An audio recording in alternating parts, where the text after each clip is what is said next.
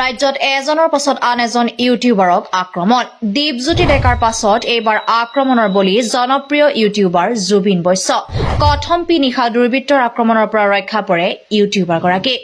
ৰাজ্যত হৈছে কি চৌদিশে নিৰাপত্তাৰক্ষীয়ে গিজগিজাই থকাৰ মাজতে সংঘটিত হৈছে এজনৰ পাছত আন এজন ইউটিউবাৰক আক্ৰমণৰ ঘটনা ভঙা টিভিৰ খিটিকাই খ্যাত দীপজ্যোতি ডেকাক দুৰ্বৃত্তই আক্ৰমণ কৰি গুৰুতৰভাৱে আহত কৰাৰ পিছত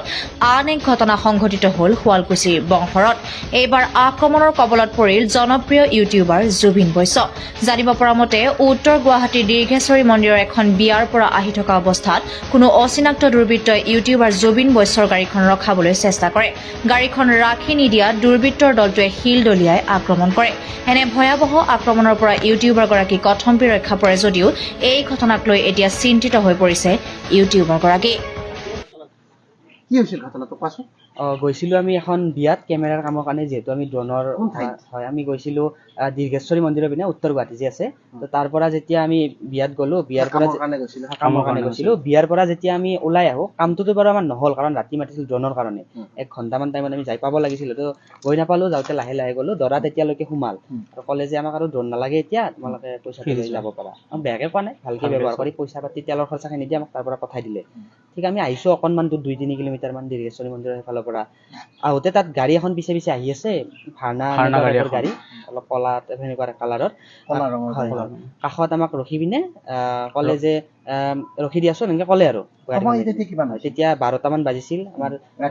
সেইখানি সময়ত ৰখাটো যুক্তিৰ কথা নহয় বুলি আমি ভাবিছিলো তেতিয়া তাৰ পৰা আমি আগে আগে আহি থাকিলো তেতিয়া গাড়ীখন পিছে পিছে আহি থাকিল আমিনগাঁওলৈকে আহি থাকিলো তেতিয়া আমিনগাঁৱত যে টানেল এটা আছে ওপৰেৰে ট্ৰেইন যায় তলেৰে গাড়ী আহে হয় হয় তো তাত আমি যেতিয়া আমিনগাঁৱৰ মাকে আহিব চাওঁতে দুজন ল'ৰাই শিল লৈ ৰখি আছে টানেলটোৰ ওচৰত হয় তো দুটা শিল দুজনে দুফালৰ পৰা মাৰিছে দূৰৰ পৰা দেখিছো এতিয়া আমি ভাবিলো যে ৰখিব নহব আগুৱাই আহিব ইয়াতে আমি যোৱাই ভাল যি কৰে কৰিব গ্লাছ কেইখন গাড়ীত উঠাই লৈছো তাৰে পিছত আমাক পুৰা শিল মাৰিলে মানে আমি যেখানে হঠাৎ দেখিলো ন আমাক নাৰ্ভাছো হৈ গলো তেনেকুৱা টাইপ শিল মাৰিলে আমি আৰু তাৰ পৰা পিকআপ দি গুচি আহিলো তাৰ পৰা আকৌ সেই গাড়ীখন নাহিল যিখন গাড়ী প্ৰথমতে আমাক হেৰি কৰিছিল দৌলগোবিন্দ মন্দিৰৰ পৰা মানে এখন এল্ট'মক পিছা কৰিলে মানে প্ৰথমতে আহিছিল ভাৰনাখন আৰু ঠিক আছে সেইখিনিৰ পৰা এল্ট'খন আহি কেনে আমাক মানে আমি ভাবা নাই যে হাইৱে পাৰ পিছত যে আমাক পিছা কৰিব ইমান সাহস নকৰিবও পাৰে আমি লাহে লাহে নৰ্মেল স্পীডত আহি আছো এইখিনি স্পীডত তাৰপিছত আহোঁতে কি হ'ল যে শিঙিমাৰী চকৰ যিটো স্পীড ব্ৰেকাৰ আছে তাত মানে আমাক অভাৰটেক কৰিলে আৰু অভাৰটেক কৰি কেনে আমাক মানে শিল দলিয়ালে তাতে